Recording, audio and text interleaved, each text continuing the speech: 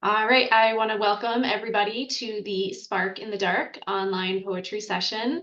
Today we are joined by the Slappering Hole Press affiliated poets. So today we have Susanna H. Case, Aaron Caicedo Kimura, Russell Carrick, and Espa Weiner. So thank you all for joining us today, and we're excited to hear you guys all share with us. Yeah.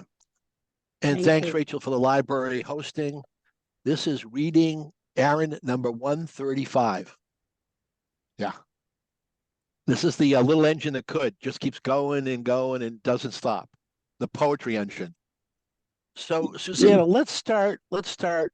Tell us about Slappering Press, because everyone here on the call, it's reading is with them. So just tell us about that and the publishing house and things like that. Well, what we have represented here is three people who at various points have won the Slapping Hole Press chapbook competition. Russell Carrick is the newest winner of that competition, and Aaron won some years back. And I won in 2002 and have had a connection to the press since then. Three of us, actually, Aaron, Esta, and I are on the oversight committee, the advisory committee for the press.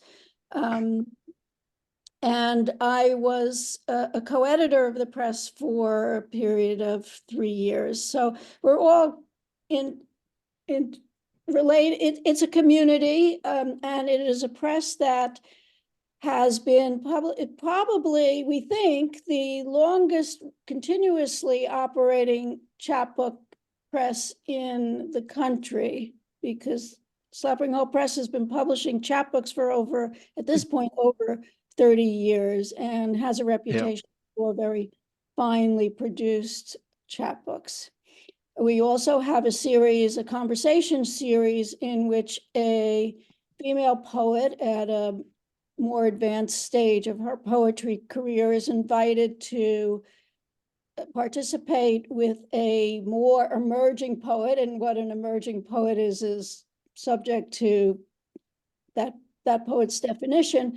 And they produce poems that are in conversation and a conversation at the end of their chapbook. So we've had some very nicely prominent female poets involved in this project. The newest one that will be coming out very shortly is Ellen Bass, who chose Kendra DeColo to participate with her. We had Elizabeth Alexander participating before Obama invited her to be a part of his inauguration. So there are a lot of really fine poets in that collection.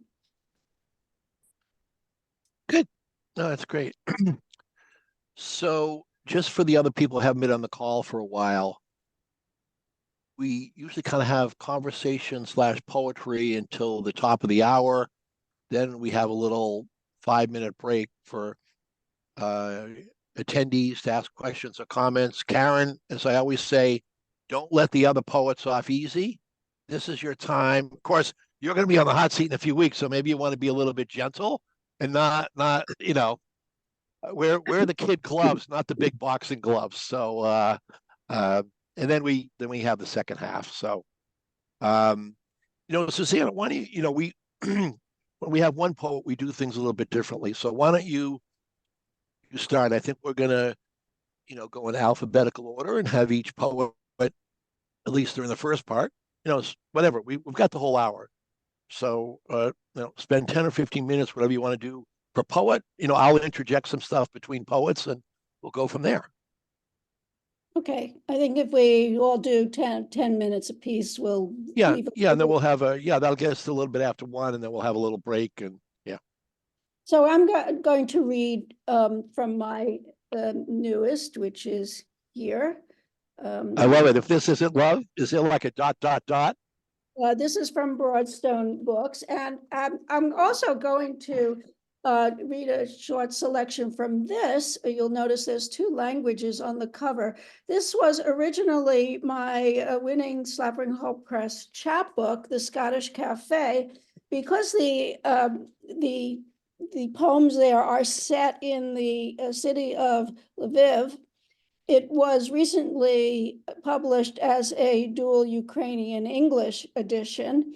And because it is also about life during wartime, it's pretty relevant to what's going on there now. The war that I wrote about was World War II.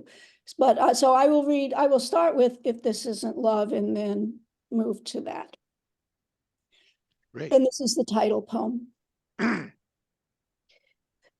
Eating nachos covered with Velveeta in a diner in Wyoming. We're hungry, and all the menu offerings are a little off like that. Earlier at Bear Lodge Butte, we watched a snake eat a nest full of baby birds, the fear chirp silenced one by one, mother crying out as she bombarded the predator, trying to block it. She had built her nest too low. In an indigenous myth, the rock rose from the ground to protect young girls from giant bears. And I wonder how high off the ground one needs to be if our first floor apartment in New York City can shield us. Before we left for this vacation, a man stormed into our building waving a gun around the hallway, jealous that his woman had found a better man to sleep with in the apartment by the stairs. The reality is there's no true protection from projectiles, nor from the hungry or the maniacs. I want your arms around me anyway.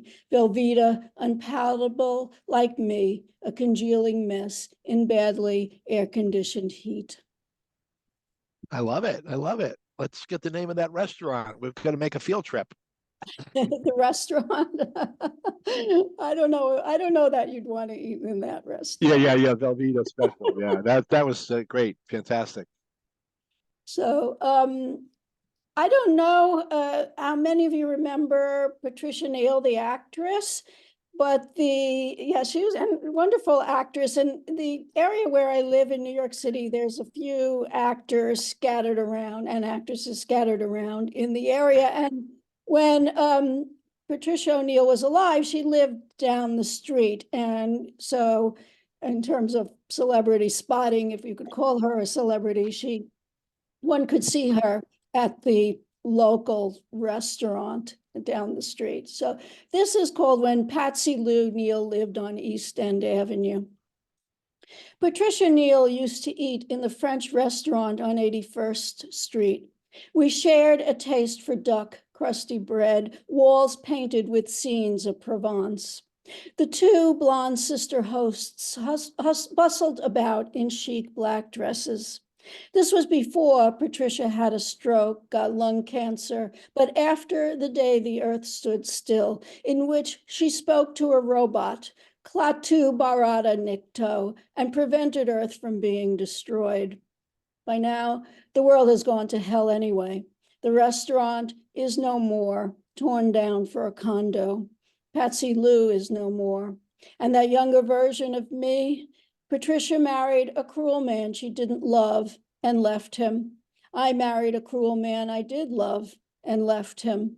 So much is no more. Bits of life left on the cutting room floor. Butter pats at Lamode was shaped like sheep. You would have preferred that restaurant, John. Yeah, the day the earth stood still is I remember Michael Rennie talking to the robot like, I don't know, maybe we shouldn't destroy all of humankind. You know, that was I didn't know Patricia Neal was in that. Forgot about that. Yep. Classic. So, If This Isn't Love is a book framed by telenovela themes and the way that real life love sort of interweaves with telenovela themes. So most of the love poems in the book are kind of jaded, but I like happy endings. So I put a few at the end that are sort of more upbeat. And so since the theme was sparks in the dark, I thought I'd end with a couple of the upbeat ones and then switch to the other book for a moment. So this is communing with Einstein. You and I joke around a lot in the imagined voices of our dogs, make up fake quotes by Einstein in the subway or at home. The deep thinking dog that reclines beneath the couch, her Jen, is in communication with her own personal physicist. Einstein says you can love someone and not love him at the same time. She sulks with indignity after you've cleaned the mites from her ear. A reasonable proposition, intense traction that overlaps with resistance. I found it to be true, and you've never done anything half as extreme to me as to Q-tip my canals. Einstein says you can be hungry and not hungry at the same time. We laugh as the other one, the pipsqueak dog with her oversized behind, creeps up to wait by her bowl a few seconds earlier every day, so that now she's waiting zen-like with Einstein for lunch by 10 a.m. while we have coffee on this green couch, the one we were amazed it took just 15 minutes in the store to choose, so clear-cut the consensus. I wait for Einstein to snap his fingers, make the couch, subway car, you, me, our dogs, everything disappear, here and not here. I'm looking at our yellow and purple speckled orchid, the one you gave me just because, that bloomed a second time this winter when it wasn't supposed to. And the final one in this book is Steps. I'd forgotten how many steps it takes to descend this treacherous trail that long ago was used by Santorini donkeys. You are so much more sure-footed and already farther ahead. The shifting gravel and kicked up dust make me feel I'm too old for dirt, that I should have stowed the sneakers, stayed back to sip grappa, read magazines by the pool, forgetting the girl who skipped down this slippery slope so many years ago in the first flowering of freedom after she kicked through the thick fishnet of her contentious first marriage, making this a sort of love poem and not the first one to you and to the foolish girl who thought she might be alone the rest of her life, but ended up fine, happy even, pausing to steady herself, to squint at the impossible blue. And I will end with just this one sample from this English Ukrainian book, but obviously I'm only going to read the English since I don't know any Ukrainian. And this book is centered on mathematicians, as I said before, in Lviv, before and during the war, World War II. And this is Fixed Points. At first, they meet at the Cafe Roma in Lvov on Saturday nights to discuss mathematics and drink cognac. But Bannock lives beyond his means and is annoyed that he can't work out something with the proprietor about his debt.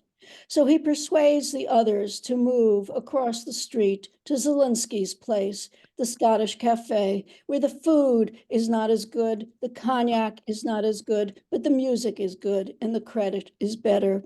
And they begin to meet each day around 5, Bannock, Mazur, always the center, at a little table with a marble top, where they talk and write and stare silently at the spaces in their minds, filled with even more formulas than those written down on the marble tabletop, some of which later get written down into a school notebook with a marble patterned cardboard cover that Bannock's adored wife, Lucia, buys for 2.5 zlotys at a drugstore in Lvov, and into which Bannock, who does not like to write things down, enters the first problem in 1935. Problems go on odd pages, solutions on the opposite pages, filling up the Scottish book. It is chaos sometimes, arguing and writing and thinking, but chaos is better than order, says Auerbach. You can't lose anything in chaos, or find anything either. But a lot of mathematics is found at the Scottish Cafe and lost too. One session lasts 17 hours and results in a proof of a theorem about Bannock's spaces, but no one writes it on paper, only on the tabletop, which is wiped off later by the janitor after the cafe shuts for the night, which still today no one can reproduce.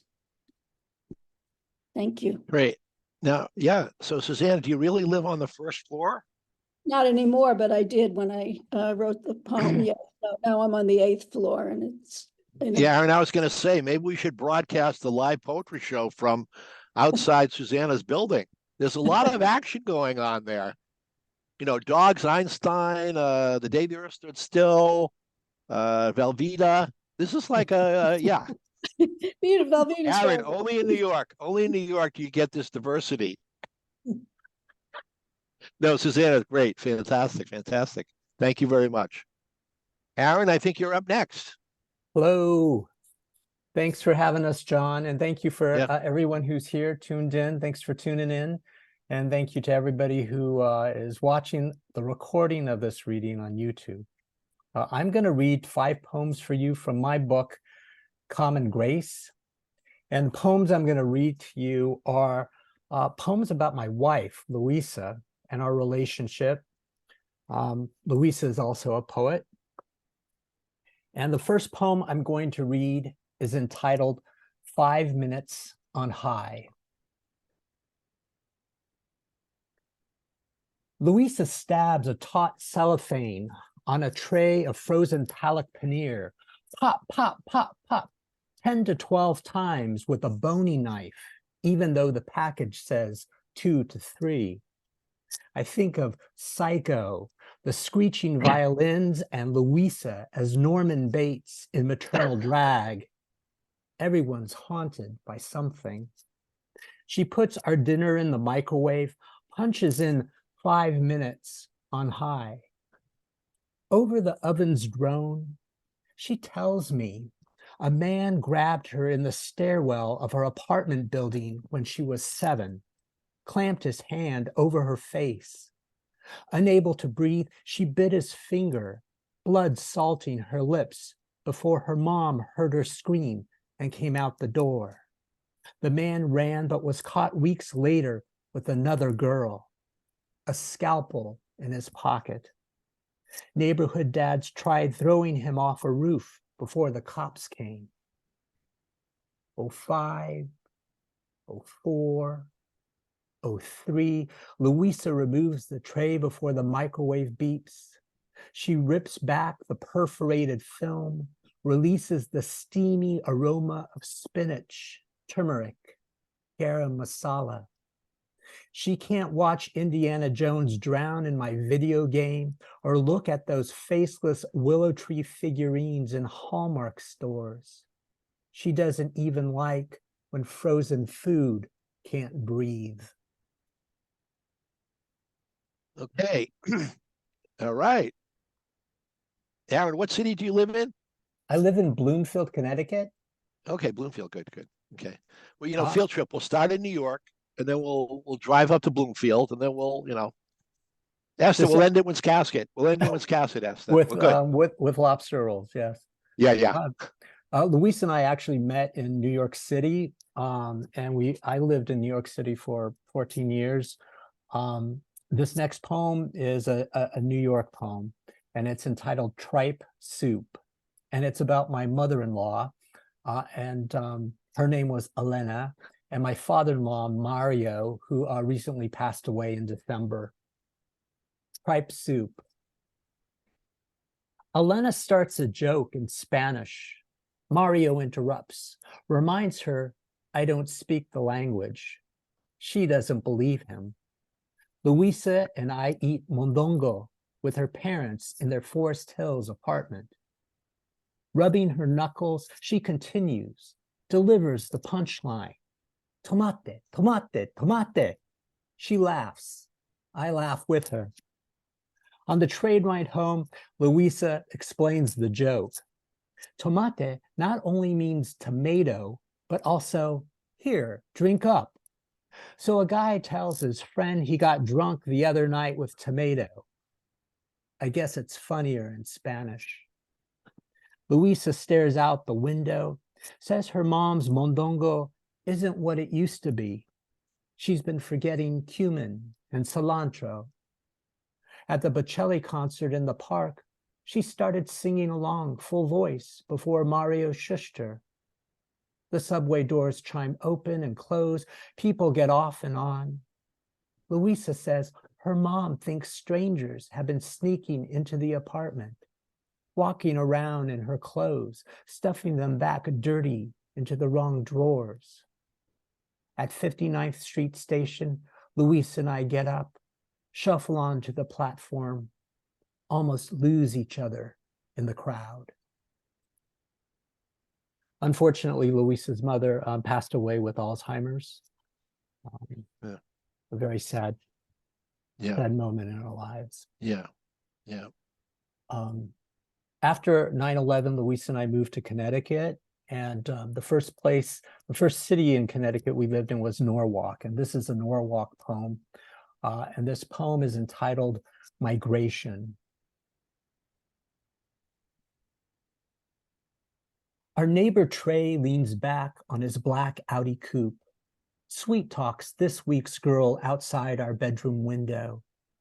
I try not to wake the curtains, reverse peeping through a narrow slit. My building, a 2-story row of apartments, faces another in the complex, forming a driveway, blacktop leading to the dumpsters. I gave you everything, she says, half crying, arms crossed at her chest. You love that thing more than me. His pumped arm holds her close, hand low at the waist. In the other, a silver-plated handgun. Now it's my turn to give you everything, he says. Trey moved in next door with another guy a few weeks ago, strapped an orange teddy bear, big as a kid, to their balcony grating. Louise and I think they're selling drugs. Go to the police station, report our suspicion. There's nothing we can do without evidence, the officer says. We moved here a year ago from New York City after 9/11, down the block from the hospital. Thought we'd have a baby, start a family like Barb and Dave upstairs. Whenever Trey leaves the building, he slams the door. Damn it, my kid just went down for a nap, Barb screams out the window. Trey heads for his car. Yeah. For now, I move our bed to the living room, the other side of the apartment, away from stray bullet insomnia. From there, you can see St. Mary's steeple, Norwalk River, and the highway. Very nice. Very nice. I have 2 more poems I'd like to read. This next Yep. poem I wrote, one day I was thinking, what would it be like if I knew that today was the last day I would be alive? And I wrote this poem, and this poem is not so much, it's not about dying, but it's really about contentment. And it's also a love poem. And it's entitled, If This Were the Day. If this were the day, I'd still shower, shave, eat breakfast for the pleasure. A toasted bagel, a schmear, lox, red onion, capers. Definitely capers.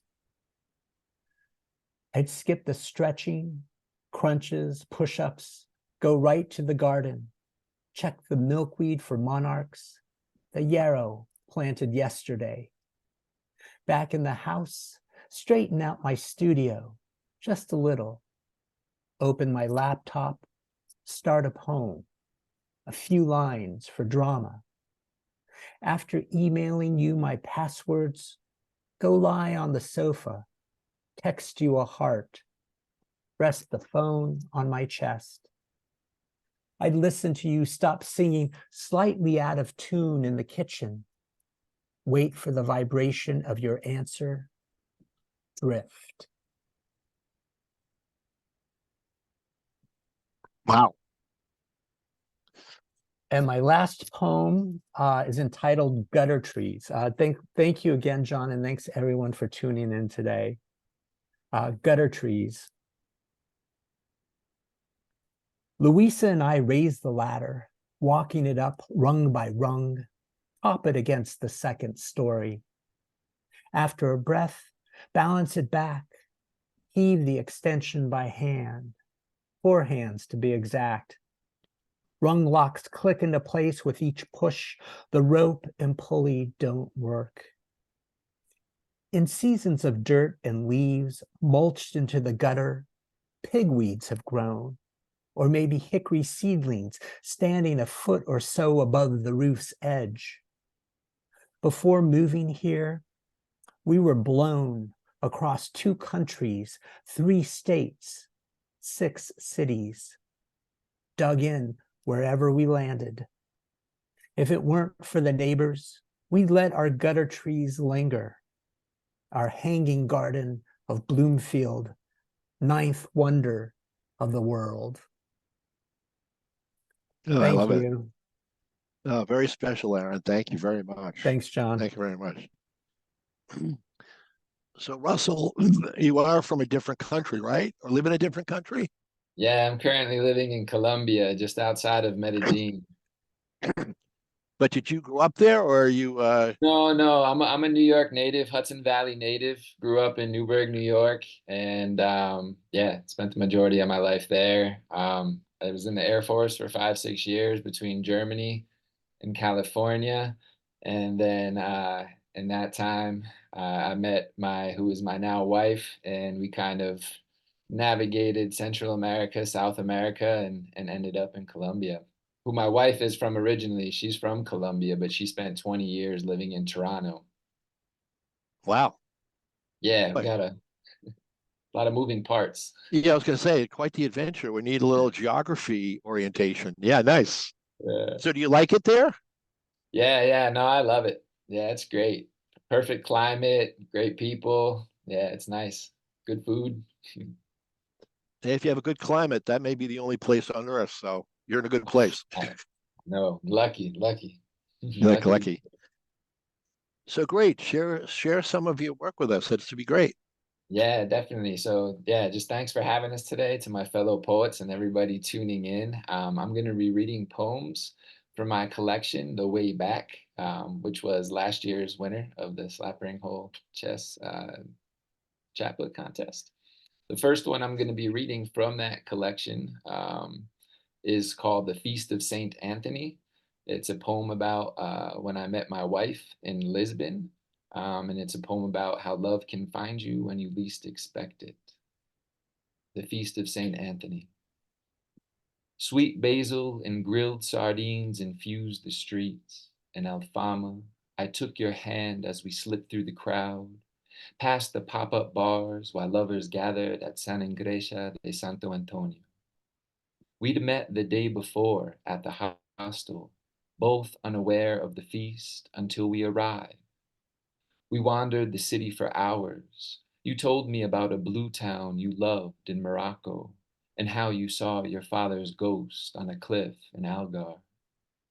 We talked about a pilgrim route up the coast and how I spent 2 weeks in the Black Forest walking off a divorce. The following night, we listened to a woman sing fado. Her hands rose from her belly to her chest, formed fists that shook the air. Fado means fate, from the Latin fatum, for what's been spoken. When St. Anthony's words fell on deaf ears, he preached by the shore. That night we saw a shoal of silver fish flash under the half moon.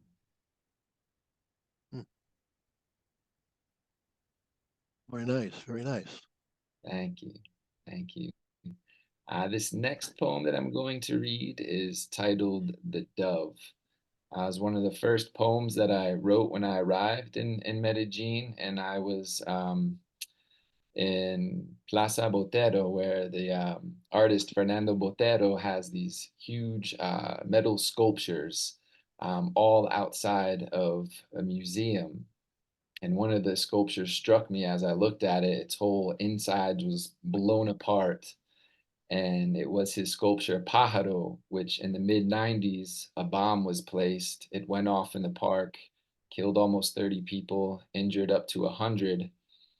And within that park, in the year 2000, the artist agreed to donate an identical sculpture. Instead, he named this one Pájaro de Paz.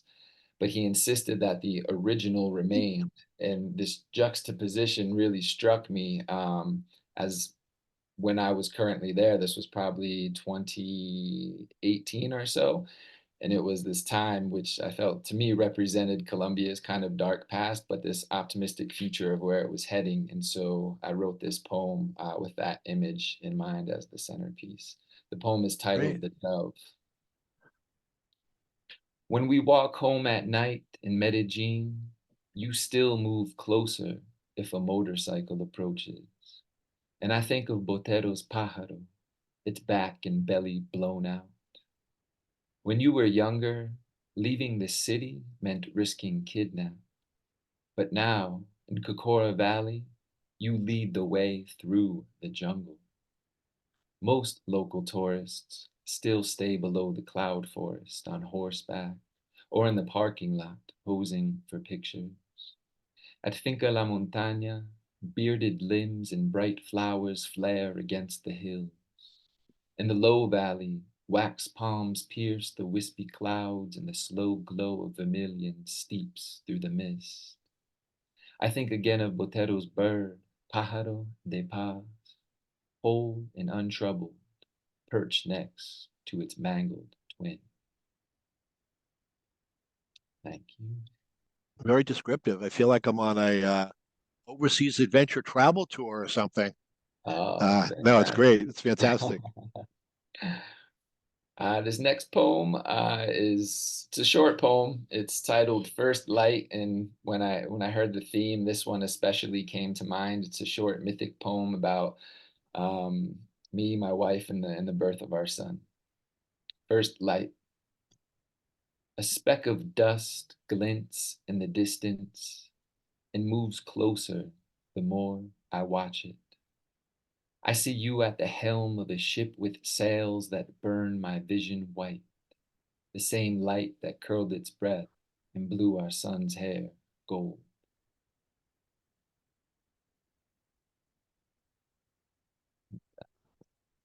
The next Short and sweet. Yeah. The next one is a little longer. It's called Love in the Time of COVID-19, and tipping my hat to Mr. Marquez here. And so I'll share this one. It's beetle season, which means these slow-crawling, clumsy-winged cucarones are not dying fast enough. I wake up to the hut, hut, hut, black ants marching off with a claw, tibia, antenna. The savage dogs still howl at 5 a.m., but the birds sing lovelier than ever. My son is 8 months old and teething, more monster than man.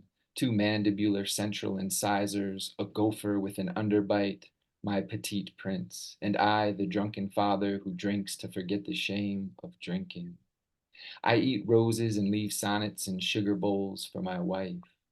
At sunset, we drink Merlot and swap mosquitoes from a hillside that's now overgrown because the bereaved son sold off his father's cows. The people of Bogota, for the first time in 40 years, can see the snow-capped peak of El Nevado del Tolima. I read that Cartagena Bay is bluer than ever, that you can see the round stones lining the bottom of Rio Medellin.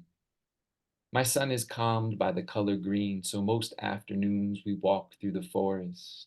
My wife and I spy on butterflies, barter rosemary for red onions with neighbors we now call friends.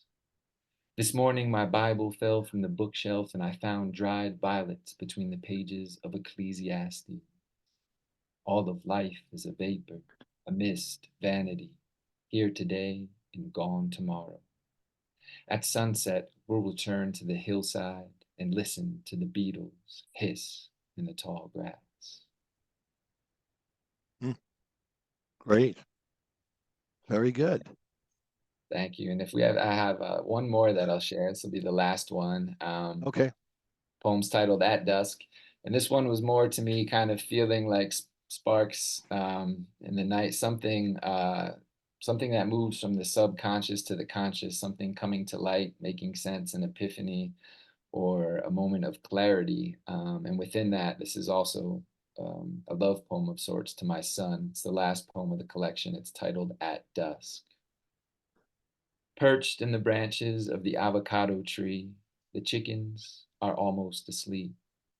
My son lifts his head from my chest and points to them. Each day I carry him through the yard at dusk and we hunt for seasonal treasures. Tonight he spies Amanita muscaria below the pines and we marvel at its ruby caps. In the sky, the moon is not yet a moon, but I whisper its name into his ear, and as I begin to walk back toward the house, he stops me near the guava tree. I move us closer while he stretches his arm and, by some instinct I've long lost to reason, plucks the only red fruit among the leaves. Wow. Very good. Thank you very much. We're going to move on to the woman who knows Wiscasset best, Esther. Thank you. I actually have a poem about red seeds, but I'm not reading it today. So thank you. It's a joy to be with members of my Slappering Hall gang. I also see the publisher, wonderful publisher of my most recent book, which you will hear a little of very soon. But I thought, John, about the sparks in the dark. Yep. And I came upon something that I thought I would read first and then jump into the new book, which also has much relation to Sparks in the Dark. But anyway, this is called When My Poem Appeared. When my poem appeared in a respected and established national and international magazine that people could actually buy on newsstands, people used the word proud, as in they were, of me, as if I'd had the baby, enough money, made peace in the Middle East and Northern Ireland, stabbed a stake through the heart of racism, wrested power from the bad guys who didn't deserve it, sat beside my father through the moment of death, found a lover who fought to keep me, and when my poem appeared, I had. Wow. Okay. Doesn't always Was there have that another? kind Was there another poem that appeared in a magazine? Because that one might be. I don't know if that one can top that one. That's great. You never know. The newest collection is this insubstantial pageant, and our wonderful Larry Moore of Broadstone Books published it, and he is here. You'll see me take my glasses off and on periodically. Some of you may have guessed that this insubstantial pageant, speaking of Sparks in the Dark, comes from that exquisite speech of Prospero's in The Tempest, where he likens theater to life, of course. So I thought I'd just read you a tiny bit of that and jump into a few poems from the book. The cloud-capped towers, the gorgeous palaces, the solemn temples, the great globe itself, yea, all which it inherit, shall dissolve, and like this insubstantial pageant faded, leave not a rack behind. We are such stuff as dreams are made on, and our little life is rounded with a sleep. And so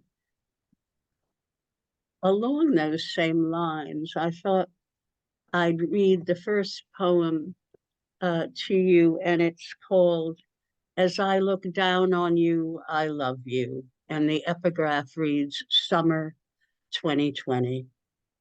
As I look down on you, I love you from my back balcony on your communal roof. I view where you place a rectangular table so humans can dine together socially at a distance after 7. First, you prepare the barbecue and set the table. I love to watch you turn each piece of chicken. Then a salad bowl appears, and then the wine. Other humans now relishing the time. Tall, lean, and elegantly graying. Anthony Bourdain or Prospero. 3 nights a week, you create the feast, which lasts beyond the dark until it disappears. Yeah. In a different part of New York City, here we go.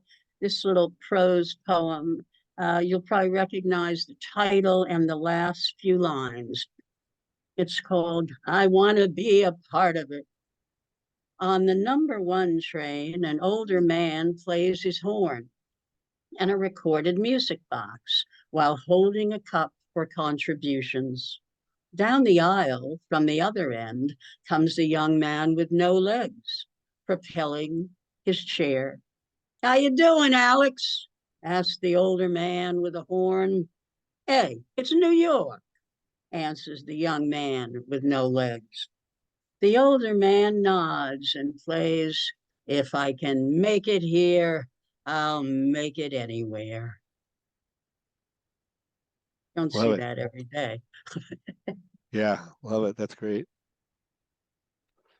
The next poem is actually an intersection of lines from The Crucible by Arthur Miller. It has Elizabeth Proctor's lines intersected with her interrogator. They didn't appear together in the play, but I've put them together, and I'll read you the epigraph last. The poem is called Lying About Sex. I thought I saw my husband. What if Abigail Williams, somewhat turning from Goody Proctor, my husband is a good and righteous, to your own knowledge, as John Proctor, I came to think he fancied your husband. Did he? My husband is a goodly. But then he did not. He is a goodly. Has John Proctor ever committed the crime? If he is a goodly, has your husband become a lecher? No. Stir. And the epigraph reads, Elizabeth, I have confessed. John Proctor, The Crucible, Arthur Miller. And thank you. And the last poem I'm going to read you today, you'll hear mention of beautiful work on film and on the stage and in life that this couple did together. You'll hear mention of a few other things as well. You can see them in an HBO miniseries and many books about them, but my poem is just called Paul and Joanne. Last of the great broad, she called her, and when he left the world, he'd been with the broad for 50 years, from the long hot summer, from the terrace. Rachel, Rachel, Mr. and Mrs. Bridge, winning. It may not all have been a picnic, but theirs was a story to love. Necessary for love is memory. 7 years later, she's now lost most of both, but still remembers this. I used to be married to someone very handsome. Thank you. No, Esther, thank you very much. So we're doing a little reverse of what we've done in the past. So we're going to have some time for comments, questions. I put my email address in the chat if you're interested in being on our mailing list, or if you want to read. I think Karen's coming up soon. Julia's coming up soon. Yeah, we have, Kathy, you're coming up soon. Yeah, we got our calendar's filling out. So my email address is there, jgillespie@beyondtbl.com. So, but anybody have any comments, questions? I have a question. You ready for it? Yeah, go. Okay. So danger is something that's featured in many of the poems that we heard today. And so I was wondering if you, the poet, consider the form, much like one would consider putting noir music into a dark film. What kind of form do you think about when you're writing? Maybe you have a particular poem that you featured here today that you could talk about your consideration relative to how it was written and the form it took. And I was sort of hoping to get Russell to speak to this, and then maybe Susanna. Sure. Let's see. That's an interesting question. I like that. And which poem comes to mind is the Dove, certainly. And I think I'm not sure how in this case that it affected form. I think it took more place with the images and how I juxtaposed those and how some of the subtlety played in to the language. I think I used sound, especially, for example, in the third line with the alliteration of the bees to kind of create an emphasis for that explosion and drawing the attention to that structure of it just being blown apart. And then try using a little bit of the past to come into the future to show those transitions. So I think it didn't affect so much the form of this poem, but the juxtaposition of images and the choices I made sonically. So you were working with the musical aspect of it, which is a type of form. So that's Sure. Yeah. good. Susanna, Yeah. what do you think? So in terms of danger, it's funny, I don't think of myself as writing about danger, but I do write a lot about young girls and young women. And so of course the two are very much related. And since I mine my own life very often for content, I have to say that I seem to have lived a fairly reckless life. And so that has certainly impacted. I don't think of it as a form. Maybe I ought to think of it more as a prompt rather than a form. And how about you, Aaron? What do you think? Yeah, I'm with Susanna. It's events in my life that might be, I mean, I haven't really lived a dangerous life, but life is in general dangerous. So everybody has a story, and yeah, I use it as a prompt, and I don't think it necessarily dictates one form. It really depends poem to poem. But I do think, like Russell, I do think a lot about music and sound. It's very important to me. And Esther, you live in a pretty dangerous city, like the rest of these poets. It's some of as them have- dangerous as Susanna's city. Yeah, it's it. Yeah, it's I guess I would say that I think of form and content as being married all the time. I just think you can't have one without the other. One informs me and the other is informing it while that's informing me. I hope that makes some sense to you. So that's really how I view almost everything. And I think there's danger in so many, teeny places and large places and in your mind and, on a page and all over the place. But really, to answer you, I think that I always think of form and content making each other happen. I hope that makes some sense to you. Absolutely. Thank you. Interesting. Anybody else? You just unmute yourself and jump in.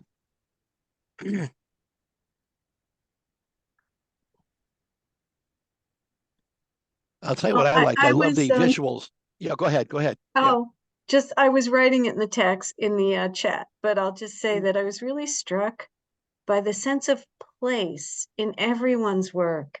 It was so interesting too, because you think about a Slappering Hall as, maybe there's an aesthetic there, but all of you have published with all different publishers as well as them. But it was really striking, and just so it's not a question. It was just really wonderful because the sense of place was never nostalgic or romanticizing, even if in its most aesthetically beautiful. There was something really rich about that you felt like you were in those places, negotiating those places in the same way with the poet. That was really striking. I haven't been at a reading in a while where you could feel something, or at least I could feel something pulling all of the work together. It was really lovely midday break. Thank you. So interesting to hear. That's very interesting. Julie, are you related to Maria? Sisters. We are sisters.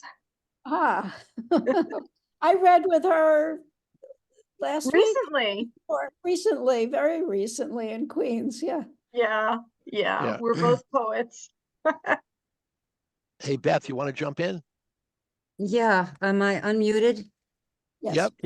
Yes. You know what I was struck by? We're almost at Valentine's Day, and I was struck by the love poems that were included in each of the 4 readings, going back from Paul Newman and the love poems to both your mother and your wife, Aaron, and the love poems with your son. That was just such a striking love poem. Each one of you just, and Susan, of course, going from the lousy marriage to the, as you said, the happy marriage at the end that you wanted to end upbeat. So what do you say about your love, the way you write love poems?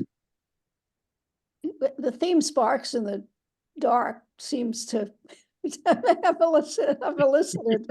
Yeah. Or the opposite. Yeah, that's true. I was going to say 1 second, just Julia, I was going to have the same comment, is I felt like I was on some travel journey with these poems. I felt like I was in New York City. I'm a Massachusetts and Maine guy, so I had to take a trip to Connecticut.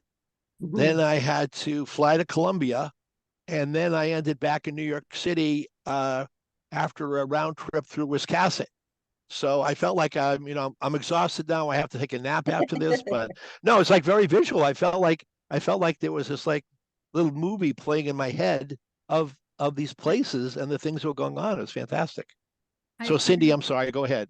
No, my comment was a little bit like yours. It was just that all of you use such powerful visual and sensory images in your poetry that it almost makes me feel like I'm inside the poem with you, that I'm experiencing what you're experiencing. I mean, I teach writing and I always try to get my students to do it, but in poetry, you have such a short time to do that. And it's just like multicolored. I mean, everything you write. Cindy, that's a great thing to hear. So powerful. And I know, Aaron, that you're also a visual artist. And I was wondering how much of your work is influenced by some of your art or vice versa. I think, my painting and my poetry, they feed off of each other. I'm a very visual person. So when I sit down to write, and I used to be a musician a long time ago, so sound and image are of utmost importance to me, and that's what I'm constantly thinking. And it makes me so happy, Cindy, that you say that you can actually walk into all of our poems, because I'm Wonderful. always consciously thinking of this space that I can build for the reader, for them to walk into an experience for themselves without me telling them, you got to feel this way, you got to feel that way, Exactly. you know, so that they could feel for themselves, you know. And Right. as I mentioned in the comments, I'm going to watch the recording so I can do this again. I want to hear it again. Experience it again. Thanks, Cindy. Thank you, Cindy. Another Slappering Hall gang member. Yes. Thanks. Oh, Cindy, you're part of the crew? Oh, boy, you said you shouldn't have identified yourself with this group, Cindy. It's gonna. Sorry, I outed you, Cindy. Yeah, there goes your reputation. We'll move you on to a different publisher now. You're good. Cindy is part of the advisory committee for the press. Yeah. Now we only have another minute or so. I'll just tell you, yeah, we've done 4-person shows, 5-person shows. We've done poet versus poet, like a wrestling drama, yeah, we've had what I love about this is just the voices by themselves, but then there's like a harmony that kind of comes together during the program where I don't know, I just feel like it builds on each other. It's and I think Kathy's been to a lot of shows. Kathy knows I get so buzzed every Wednesday from 12:30 to 1:30. There's nothing that caffeine has that poetry can't do better. That's all I got to say.